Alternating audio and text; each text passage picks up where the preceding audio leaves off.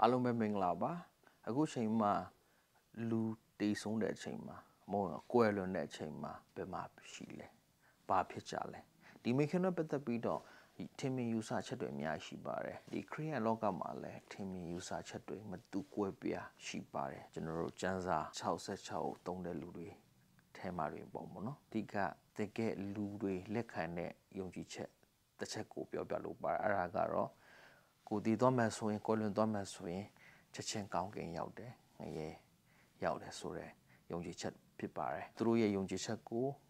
ထောက်ပြတဲ့ကြံချက်တွေကတော့နံပါတ်1ဒီတနာကျမ်းခန်းကြီးစနစ်အခန်းငယ်ခွန်ထိုကာလ၌မြေမှုသည်နေရင်းမြေတို့၎င်းဝိညာဉ်သည်အရင်ပေးတော်မူသောဘုရားသခင်ထံသို့၎င်းပြန်သွားရကြလိမ့်မည်တဲ့တော့ဒီမှာကျွန်တော်တို့သိသွားမယ်ဆိုရင်ဒီခန္ဓာကိုယ်ကမြေမုံမှာသွားပြီးတော့ဝိညာဉ်ကအကောင်းကင်နိုင်ငံတက်တဲ့ဆိုတဲ့အရာလေးဖြစ်ပါတယ်ဒါမျိုးမကဆက်လက်ပြီးတော့ရှင်လုကာခန်းကြီး23အခန်းငယ်40နှစ်မှာသခင်ကိုတော်ဒီနိုင်ငံတော်တီလက်ကြော့လာတော့အခါအကျွန်ုပ်ကိုအောက်မေ့တော်မူပါဟုယေရှုအားရှောက်ဆို၏ယေရှုကလည်းငါမှန်ကန်ဆိုဒီကယနေ့တွင်တင်ငါနဲ့အတူပါရဒိတုဘုံ၌ရှိလိမ့်မည်ဟုမိန်တော်မူ၏ဒီနေရာမှာလဲတခင်ကိုတော့လောကသားမှာတည်တဲ့လူဆက်ဆဲမှာသူရဲ့ဘေးနာကတခုတည်းမကောင်းတဲ့ပုဂ္ဂိုလ်ကကျွန်တော်ကိုအောင်မိတ်တော်မူပါဆိုတဲ့အချိန်မှာဒီနေ့မှာတင်းနဲ့ကျွန်တော်ပါရီဘူတို့မှာစူးစမ်းမယ်ဆိုတဲ့အရာကိုပြောရခြင်းဖြစ်ပါတယ်ဒီနေရာမှာလဲ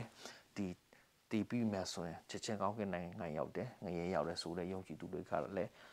သူတို့ချက်ချင်းကောင်းကင်မှာပရိဝိတုဘူမဆိုတော့ကောင်းကင်မှာရောက်တယ်ဆိုပြီးတော့သူတို့ပြောကြပါတယ်ဒါမှမဟုတ်ကတထေးကြီးနဲ့ Lazarus တခင်ခွတ်တော်ဥပမာပြောတဲ့ပုံပြင်လေးပြောရမလား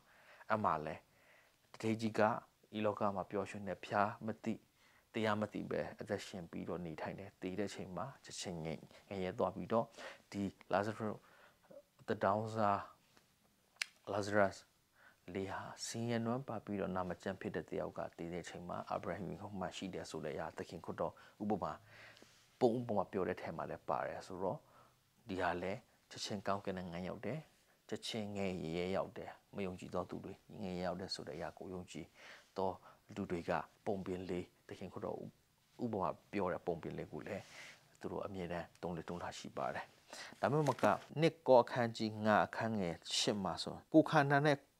ကွာဝေးရရတော့တွားရသခင်ထံတော်၌နေမြဲနေခြင်းကအလိုရှိလျက်ရောင်ရသောစိတ်နဲ့ပြည့်စုံ၏တဲ့ရှင်ဘောလူကလည်းကိုခန္ဓာနဲ့ကွာမယ်သခင်ခွတ်တော်ဆိုတော့လူတည်တဲ့ချိန်မှာဆိုလူကွယ်လွန်တဲ့ချိန်မှာဆိုကိုထဲမှာရှိတဲ့ဝိညာဉ်ဟာထွက်သွားပြီးတော့သခင်ခွတ်တော်စင်မှာရှိတယ်ဆိုတဲ့အရာကိုအမြဲသုံးလို့ရှိပါတယ်အဲအကြောင်းဒီနေ့ကျွန်တော်တို့လူတယောက်သိမယ်ကွယ်လွန်ပြီးတဲ့နောက်ဘာဖြစ်လဲဆိုတဲ့အရာယုံကြည်ချက်တစ်ချက်ဖြစ်တဲ့ချက်ချင်းကောင်းကင်နိုင်ငံရောက်တယ်မယုံကြည်သူတွေချက်ချင်းငရေရောက်တယ်ဆိုတဲ့အရာကိုကျမ်းစာတချို့နဲ့ဝင်ငါချင်းဖြစ်ပါတယ်နောက်အချိန်တွေမှာဆိုလည်းအခြားမတူခွဲပြတဲ့အမြင်ကိုတင်ပြသွားမှာဖြစ်တဲ့အတွက်ကြောင့်မို့ဆက်လက်ပြီးတော့နာတော်တာဆင်ကြပါစို့လို့ပြောကြလိုပါတယ်ကျေးဇူးများတင်တယ်